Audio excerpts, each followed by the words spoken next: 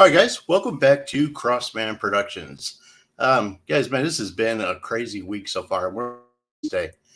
So yesterday, I had a chance to sit down with and be a part of a Zoom call for one of my favorite shows, Vindication. We had several members of the cast on the show where we got to sit down and talk and ask questions. And then they're actually in the process of filming season 4. So if you guys haven't seen it, go check my Facebook page and you'll find some more information about that. If you guys have not seen the show Vindication, definitely go check that show out. So in other news today, yesterday, I actually hired an agent. I told you guys about this guy that I met that has been introducing me to, a ton of guests. We've had Larry Hankin, Steve Sawyer, Catherine Tata, just a ton of just awesome guests coming from Steve Joyner, my agent. So I officially hired him yesterday to be my agent. So we have a lot of things in the works coming up for the show. Speaking of Steve introduced me to my next guest, Jonathan Rosen. So I want to bring Jonathan in. Jonathan is another podcaster, and you guys know I love sitting down and talking to other podcasters and kind of picking their brain and getting to know them and help promote their shows as well. So I am going to bring Jonathan. Hey, welcome to the show, brother. Hey, thanks for having me. Hey, I appreciate you being on. We tried to get this set up, a couple of weeks ago, and then, I ended up having a heart attack, going into the hospital, so we had to postpone. So, priorities. You didn't have your priorities straight, right? So, so now we finally get to bring you in and get to talk to you and kind of learn more about you and your show. So, well, first, I'm glad you're okay now. I'm glad everything's all right with you. Well, I appreciate it, brother. I appreciate you being patient with me while I try to get back on the mend and catch up on everything. Get better. Yes, I don't think that's a problem. So, all right. So, go ahead and tell my audience a little bit about you. Kind of where you were born and raised. What was life like for Jonathan growing up? Well, I was born in Brooklyn, New York, but I know you can't tell from the accent, but I am a New Yorker. But I've lived all over. I lived in a lot of different places. We moved around a lot, but always seemed to wind up back in New York until now. Now I'm living in Florida, but always have been interested in entertainment. Always creative stuff. I became teacher, and now I'm a writer. I have many books published already. Oh wow! And and then eventually started this podcast. It came about in a roundabout way, but it's been fun. I don't know if you want to hear how that came about, but yeah, it came about a very roundabout way. Cool. Yeah, tell us a little bit about how it came about. Like I said, I'm an author. I have many children's books published. But so I used to be part of this site called From the Mixed Up Files, which was dedicated to children's books and talking. So I interviewed a lot of authors and editors, agents, and I would always ask, what was your favorite childhood movie? A lot of people said that their favorite childhood movie was Escape to Witch Mountain. Well, and one of the times that someone said it, another friend of mine, wrote to me. She said, I'm friends with Ike Eisenman, who starred in Escape to Witch Mountain. Oh wow! And I was like, wow, can I interview him? And I interviewed him for the site, and I hit it off with him, and we started talking, and eventually, just suggested we do a podcast together, and that's really just how it started, and we've been having a lot of fun doing it. Cool. So, what's the name of the podcast? Pop Culture Retro. So tell us a little bit about your podcast. Well, we discuss it is really retro. We discuss Right. a lot of things from when we were childhood. We have shows dedicated to the mall culture in the 80s, or Right. dedicated to the VHS Betamax wars back then, Right. or we do a lot of things as forgotten films. We go back and look at films that may not have gotten their due, that we enjoyed or maybe not enjoyed, just talking about them. Right. And we do a lot of interviews with people, with celebrities and authors, musicians. It's been really fantastic. It's just something that's been fun for me because I get to talk to all these people who I loved growing up, and it's sometimes surreal to me, saying, I'm talking to someone who I was a fan of, and if I would have told 12-year-old me that I'd be speaking to this person one day, I would have been, you're nuts, you're crazy, but I would have been Right. ecstatic. Cool. So, tell me, like one of the artists that really stuck out, one of the the guests that really stuck out.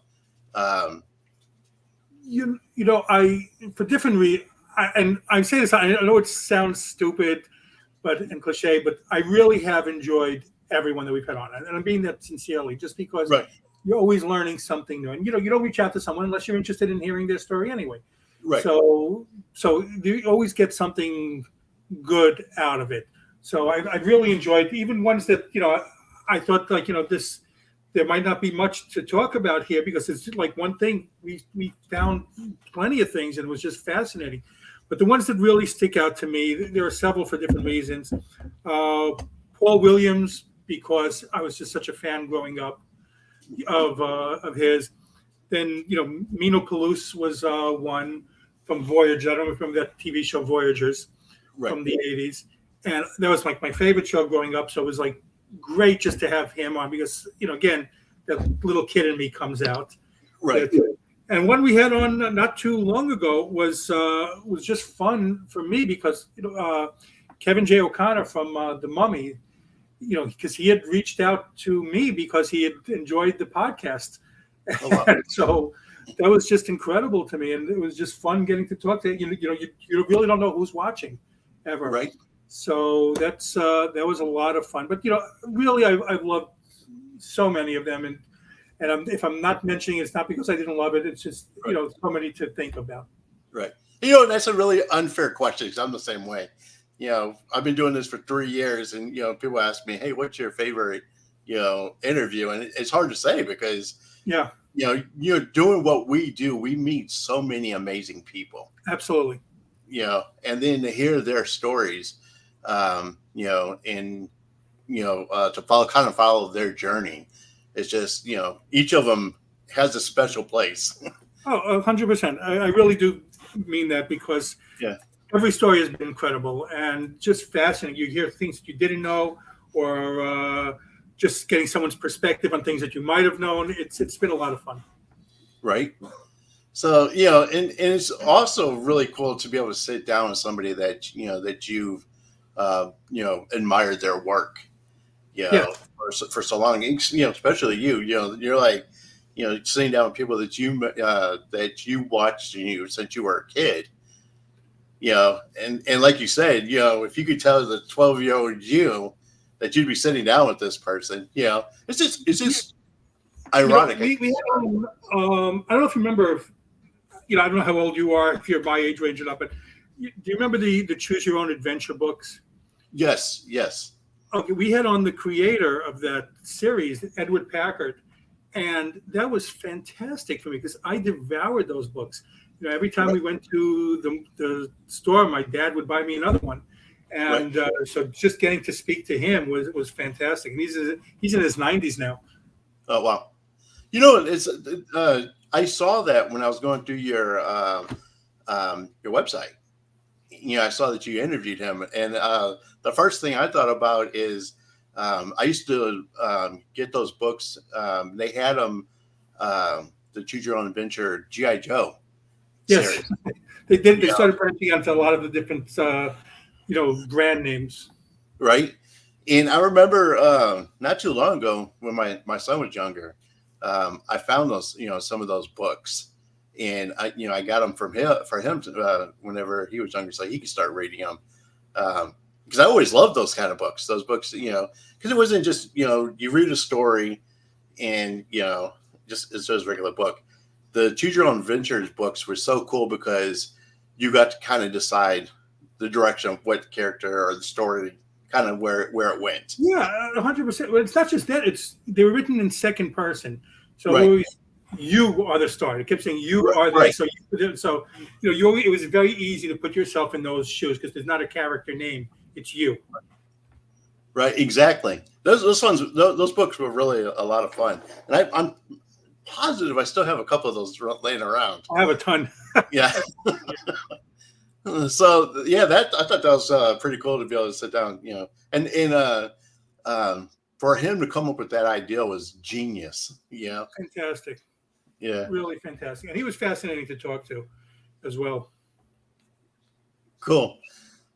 So with this show, is there a particular guest that you would love to sit down and talk to? So there are so many on my wish list, and I'm sure you know the same feeling. It's Right. You get many more either rejections or ignored requests than acceptances. Right. So I have so many on my wish list, and you just don't think sometimes you just happen to be watching something or reading something and say, hey, you know what, they make a great guest, and you reach out like spur of the moment.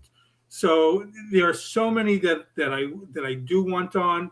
I'll keep reaching out. So, like I said, I get mostly turned down, but every time someone says yes, I'm always thrilled and happy and pleasantly surprised. But as you're going on, it becomes a little bit easier because you have a body of work behind you. Right, and I found that to be true too. We're starting season 3. When I first started, there was guests that, I tried to convince for almost a year to come on the show. You're familiar with Mark Cuban.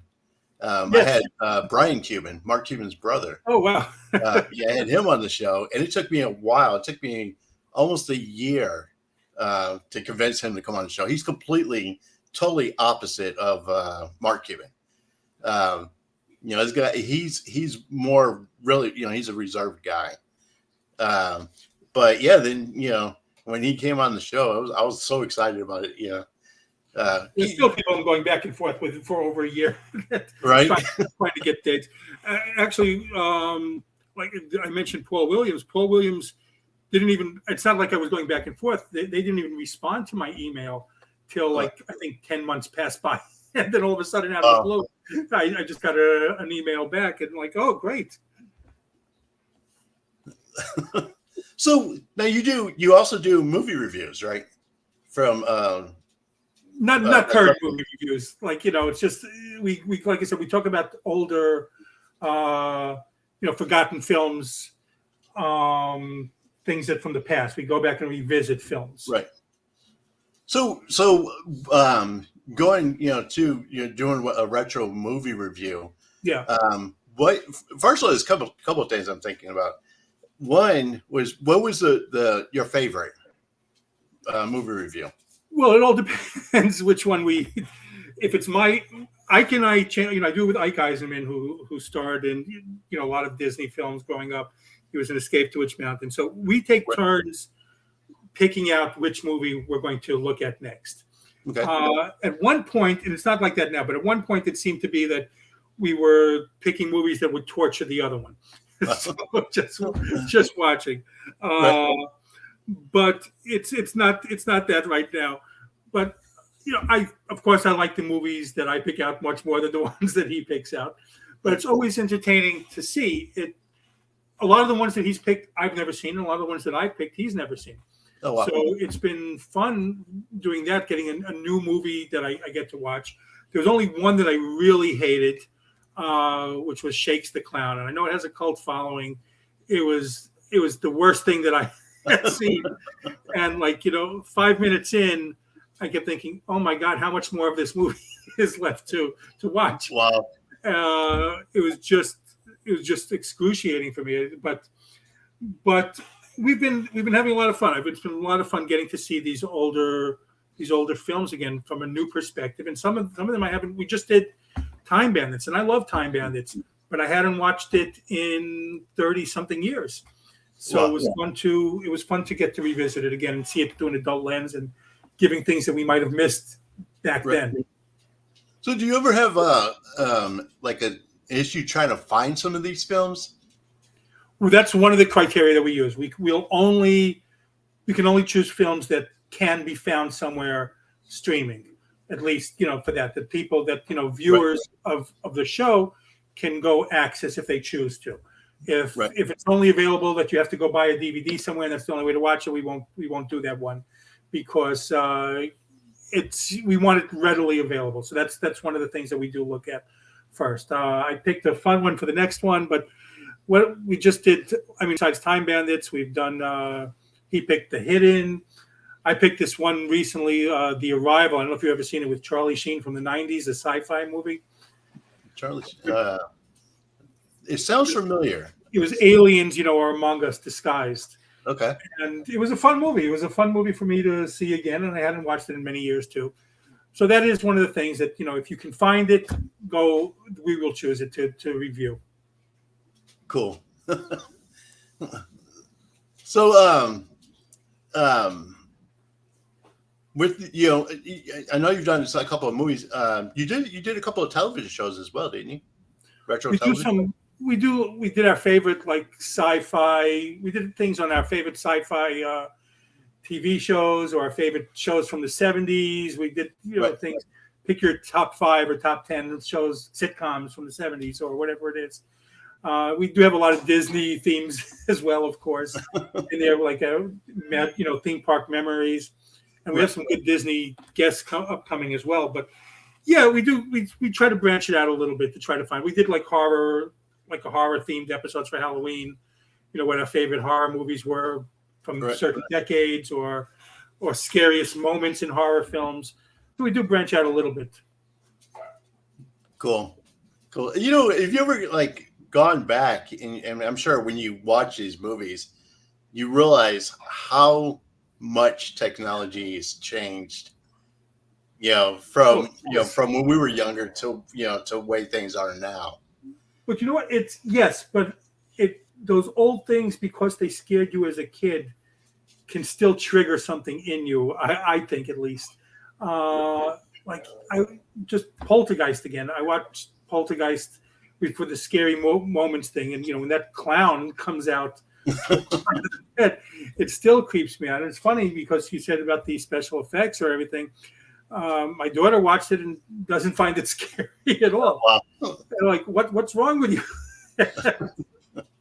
But yeah, but that's sometimes what makes it quaint and fun, is seeing the special effects there too, and how much it changed, but also what scared you as a kid. Right. Speaking of that, I have a guest coming up who was in the original House on the Left. I know. Yes. What's Mark? Is it? Is Mark Schaefer? Yes. That's. Yeah. I've never seen that movie, and I know I have to. It's. I know it's a big cult classic, and I've never seen that. Yeah, I haven't either. They told me don't watch the remake. Watch the original. It was That's a lot of it. It was done in 1977. So my daughter, she loves horror movies. So I'm gonna sit down and watch it with her, and see what she thinks too. And then then we'll talk to Mark about it. But yeah, so I'm kind of looking forward to that. That should be fun, right? So that's the other thing too, is what do you think about all the remakes? Because a lot of the movies now that are coming out are all remakes of old television shows and old movies. What's your opinion on that? I'm curious your opinion on that. I don't mind. Sometimes you want to see new things, right?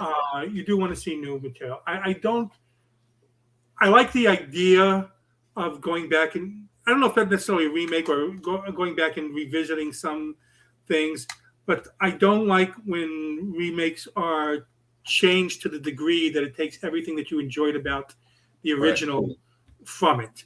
So, and I know they like, well, this isn't a remake like the last Indiana Jones was just abysmal to me, but they remake a lot of the series now, and that's one of the things that I see is they take everything of element of joy that you had from it, and it's gone. And I just mentioned the Mummy before.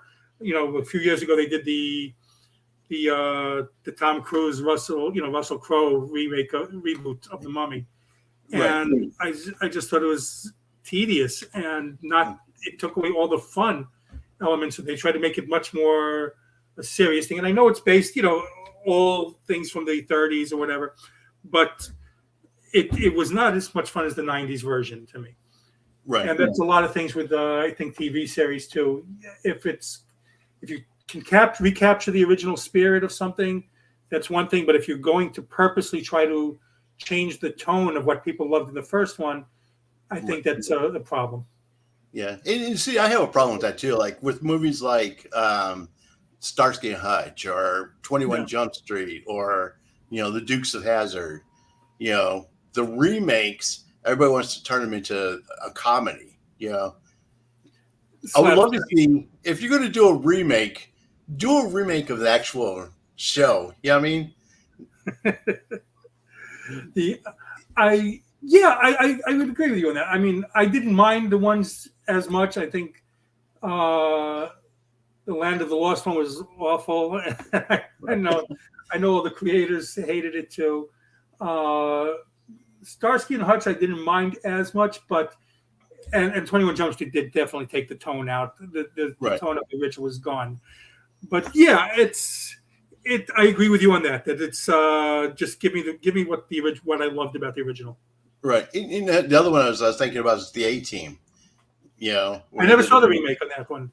Yeah, they did a remake of the A-Team, and I was like, oh, it just shows that you grew up with that you really liked, and then and the remakes, the way they do them, it's not even the same show, so I don't even know why they call it like the 21 Jump Street.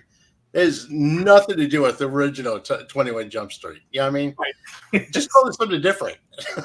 Yeah, no, I get it. I agree. That's exactly it. And it got silly a little bit too. Right? No, I didn't hate it, but I just thought it got a little bit silly. Right? And it was kind of. I mean, 21 Jump Street. The remakes were funny. They just weren't 21 Jump Street, right? Yes. Right. So I used to love that stuff. Yeah. Speaking of 21 Jump Street, one of the guys I've been trying to get on the show is Richard Grieco. I actually reached out to him as well. I never heard back. So. Yeah, I would love to have Richard Grieco on. Yes. After he did 21 Jump Street, he right. And he'd be a fun guest, right? And then I don't, on that, like that subject, but back when I was watching 21 Jump Street, you were either team. Johnny Depp or Richard Grieco. Which way did you fall on? It's not like I had either poster on my wall, but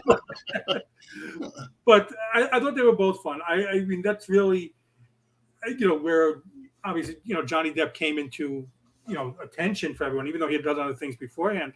Right. But I still think I liked his character more. So I was more Richard Grieco. Yeah. Whenever him and Johnny would clash, I was more on Richard Grieco's side. It was a fun show. It was really did enjoy that show. So that was great. A lot of great actors on that show too. I remember the fraternity episode because I was in a fraternity at the time, and so everyone was watching that the hazing episode. Right. So yeah, that was a great show. So what was one of your favorite shows growing up? Mentioned Voyagers. I loved that show. It was real. It was like the right age. It was like the middle grade age, and it's time travel. So I did love that show. There were so many. I mean, it all depends which stage in your life. If you're, kid, a little older. Right. So, kid, I was a big Welcome Back, Kotter fan also. Yes. And when we talk about the show, even though it's not a regular show, one that I never missed was when they had the Battle of the Network Stars things. I love those. I was riveted to that. I always wanted to see, the stars from your favorite TV shows competing, against each other in sports. And I always talk about it with Ike on the show that they started off and everyone was joking around, but as the competition progressed, you saw them all start really taking it seriously. Right. So let me ask you, which show would you like to see be like or do a reboot? Well, I know they did it with Land of the Lost was another one that I loved as a kid, actually, and I wouldn't mind seeing that again, even though I think they did do another version of that. I don't know. It's very tough to think of. I would like to see Voyagers again. I would like to see like a little weekly time travel thing again. Cool. Just that's fun. That's because that was really a fun show. Cool. Those time travels. One of my favorite was Quantum Leap. Yeah, and they did that again too. And I think this one is. I've not watched the new one, and I've heard mixed things. How do you like it? Because I heard it's like much more serious in tone. Yeah, I saw a couple of a couple of episodes of the new one. I mean, it was right. It's not like the original, but Right. yeah, I haven't seen it. I should give it a chance before I comment. Right. So, yeah. I mean, I can see where they were going with it, but maybe I need to watch more episodes because sometimes you gotta watch it, give it a chance, So maybe I just need to give it more of a chance to. I don't know how many episodes you watched. At some point, you think you've given it enough chance, but so it all depends how many you've watched.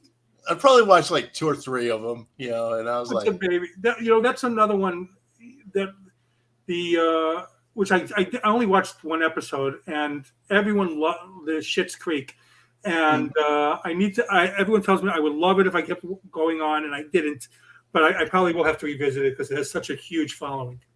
Wow. Well, cool. So, why don't you go ahead and tell my audience where they can find your show? Well, we're on YouTube. It's really primarily. I mean, it's also on all the audio ones. Spotify, iTunes, Apple. Whatever, Google. But that's the audio portion. But we're really a video-based show for the most part. We do just put it on YouTube. Even we have a Twitter page and a Facebook page as well that we'll post all the interviews or the videos that we do. But it is primarily on YouTube under Pop Culture Retro. Cool. And, if you send me the links, I'll go ahead and post them in the comment section of mine, of the interview as well, so that people could go out there and check you out. Oh, fantastic. Thank you. So, well, cool, brother.